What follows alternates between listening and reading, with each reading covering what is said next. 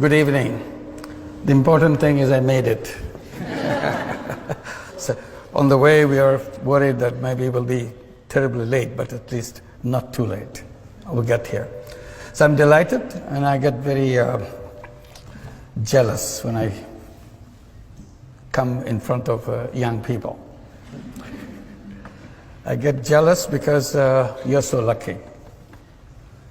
You're lucky because you're born a few years back. Unlike us, in the prehistoric days, we were.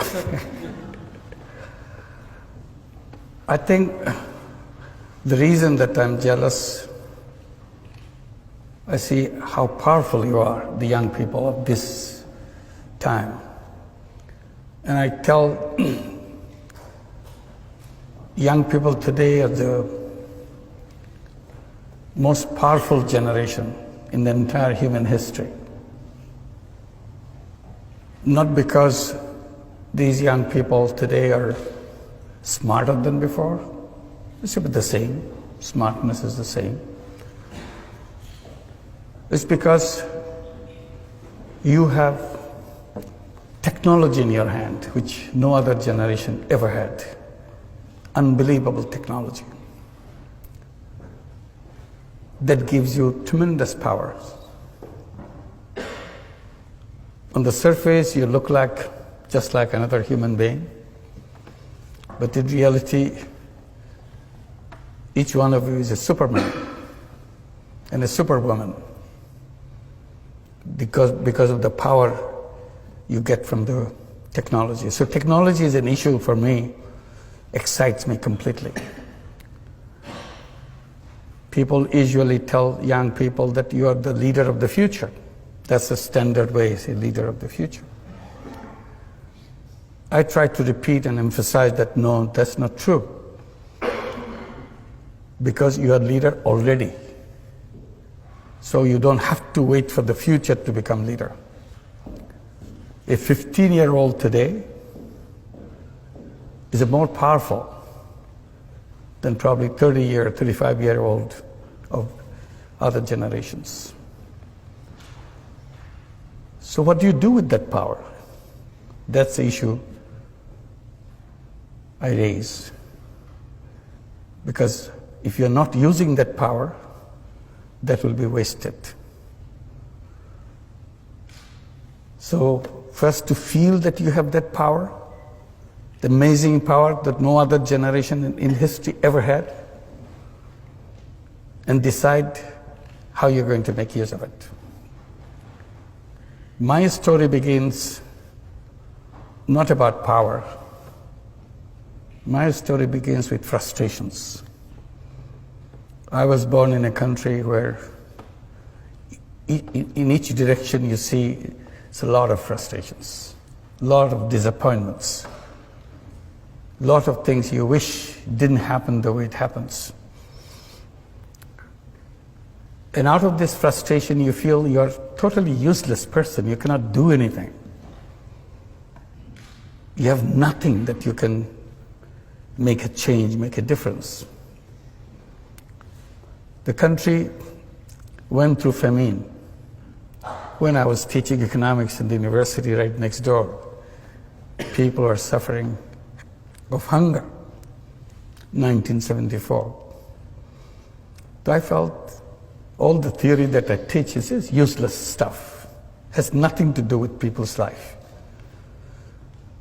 And I felt totally useless as a human being. I cannot be of some use to somebody. So that's what I was trying to do, getting into the village next door to the university campus to see if I have any use for anybody else. And then I did tiny little things to find my worth, that yes, I have some meaning in my life. And I did things which I knew nothing about. When you're desperate, out of desperation you do things which you never thought about. So I'm sure you have been told how to plan things, how to set things, everything very clearly. But that's not what I did. I jumped at things without knowing anything about it because I just couldn't wait. And you heard about microcredit, which goes with me. People remember how it started with me. It was not a pre-planned thing. Simply, situation is so bad, you had to do something.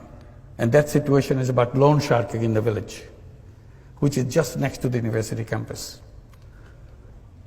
And it's so ugly, you feel so terrible that human being can be so heartless, so cruel to each other, giving tiny loans and take control of the full life of those people, turn into slaves because somebody gave you some loan, so he has the right to turn you into slaves.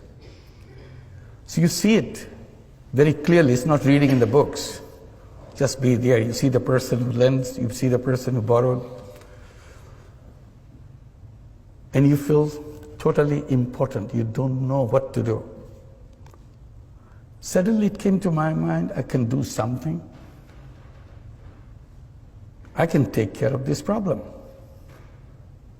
It may be a global problem, who cares? But all I see, these people here, and I can solve the problem for these few people. The idea is, why don't I lend the money myself? If I lend the money myself, then they don't have to go to the loan shark. And the problem is solved for these people.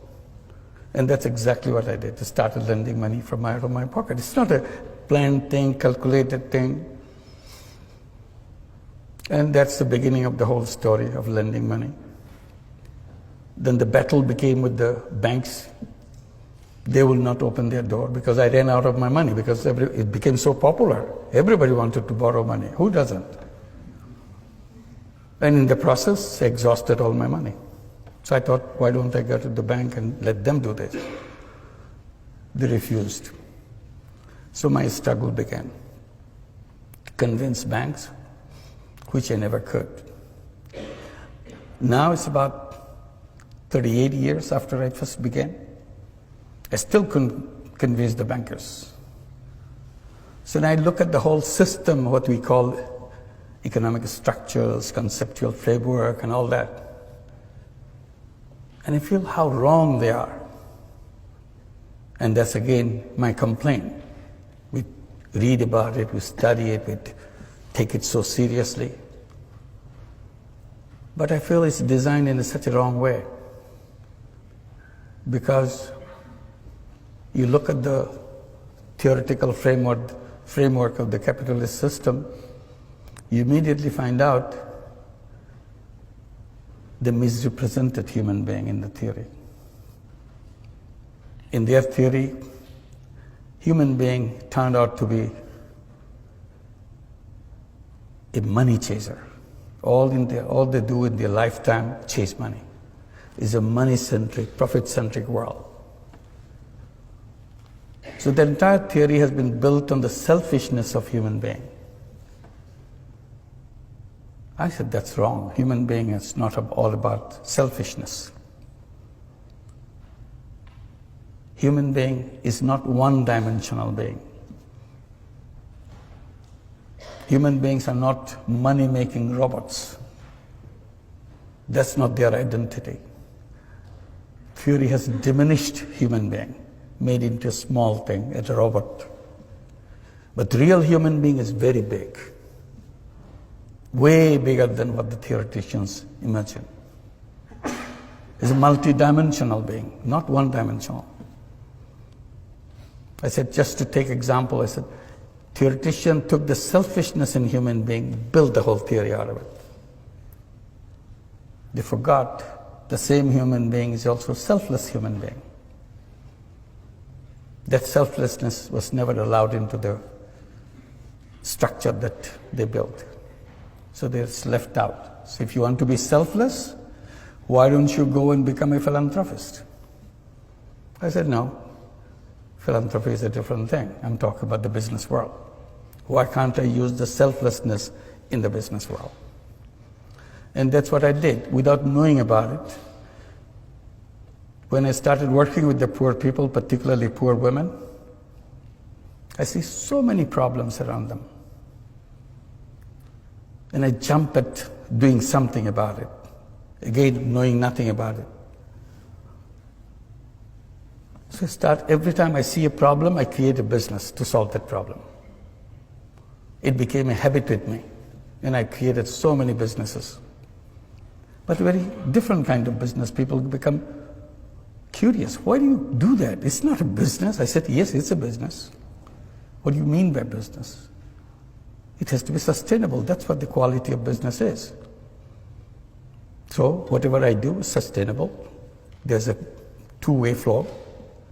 There are expenses, there are inflow, income, and so on.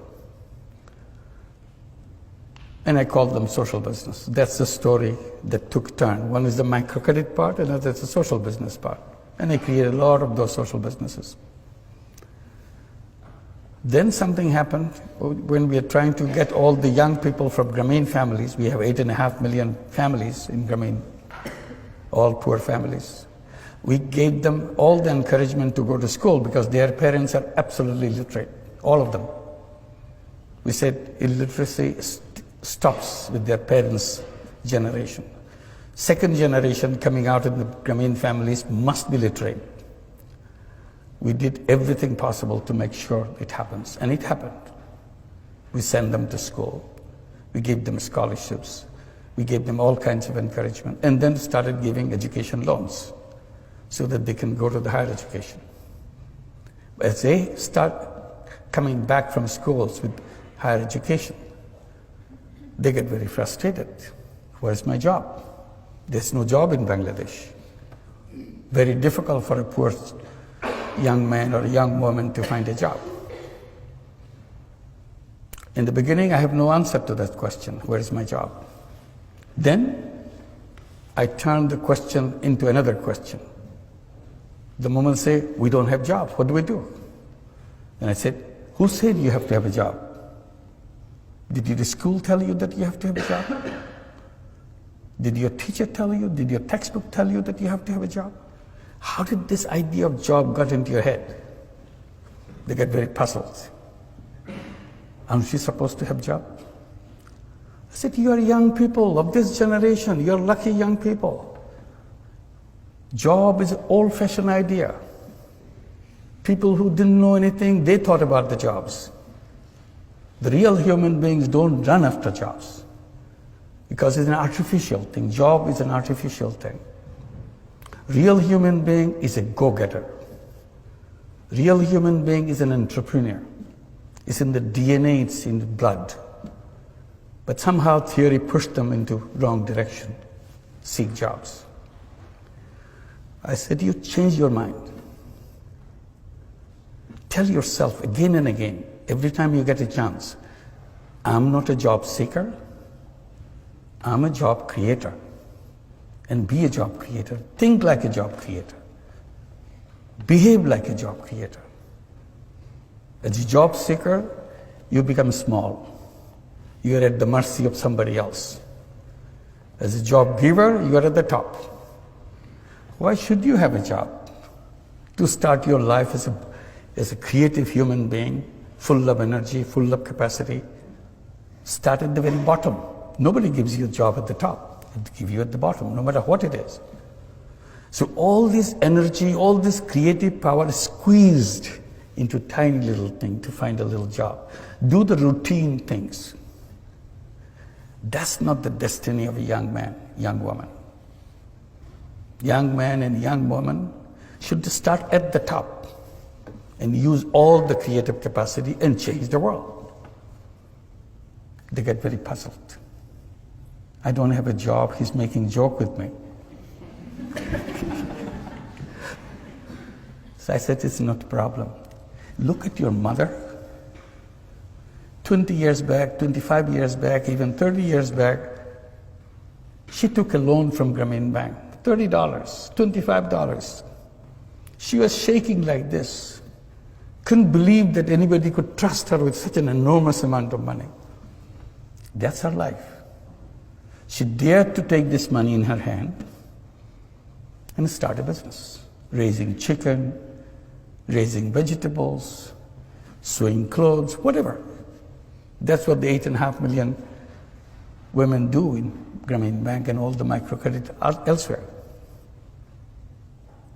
I said, what good is your education if you're not braver than your illiterate mother? She did it. Along the way you were born, she sent you to school, and you have all this education, and she's been doing it all the time in front of your eyes. You never noticed it. And you're going around to find a job somebody give you to do some minor thing. Is it befitting to you? So that is working. So what we did, we created a social business fund in Bangladesh. Tell every young person within Grameen families, come up with a business idea, anything. Even if you don't have an idea, look at your mother, what she's doing. Take that idea, build it into 10 times, 50 times bigger. Because you have education, you have connections which your mother never had. She never left her village in her life. You have seen the world. And once you have the business idea, bring it to us. We become investor and partner with you, every one of you. So now the young people are coming, business proposals after business proposals. We call them new entrepreneurs. They build their own community, help each other. So again, why unemployment? Because it's our thought, not because of our ability. We are able people. An unemployed young person, think about an unemployed young person. Is something wrong with him? Is something wrong with her? No. He's a very creative person, dedicated, energetic person. Who makes him or her unutilized? The system that we build, our thinking process has made them. An unnoticed chain has bound him around and say, you are trashed, you are no good. Why am I not good? You have never tried me. I have no room for you. Who are you to provide room for me? I create my room. I create my own space in this planet. But we don't do that. We tell somehow we have to have a job. So the natural choice for every young person, every human being, would be to an entrepreneur. If somehow I'm not getting an opportunity for becoming an entrepreneur, for a while I can work for somebody, for a while. Because ultimately that's what I should be my own, and create the world for my own way. So my story is about this, about microcredit, which is not about just lending money. It's unleashing the capacity that every human being has. And the system denied them that right. Like banking system is close to more than half the population of the entire world. It works only for the rich. If you notice, most of the institutions that we build are designed to work for the rich. And then we blame the poor for being poor. I said poor are poor not because of anything wrong with them. You simply denied them the doors to open. I give the example of bonsai, little tree. I tell that, look at the bonsai. You take the best seed in the world, put it in a flower pot, and give all your love to it, let it grow. It grows only this big. And you ask the question, is something wrong with the seed? No, nothing wrong with the seed. Then why is it so tiny? Because we didn't give them the space to grow. There is no base on which to grow. I said, poor people are bonsai people. There's nothing wrong with their seed. Simply, we didn't create a society to give them the base on which to grow. And then we blame them for being so tiny, so poor. So natural human being has no reason to be poor person. Natural human being has no reason to be an unemployed person. We made it happen for them. That's my complaint. I bring it to you. As a new, powerful young people, you'll create a world where the word poor will not be necessary. And I keep saying that poverty should be in the museum, not in human society. In the museum to show our stupidity, how we punished human beings for no fault of their own. And you'll create a society where there will be no unemployment.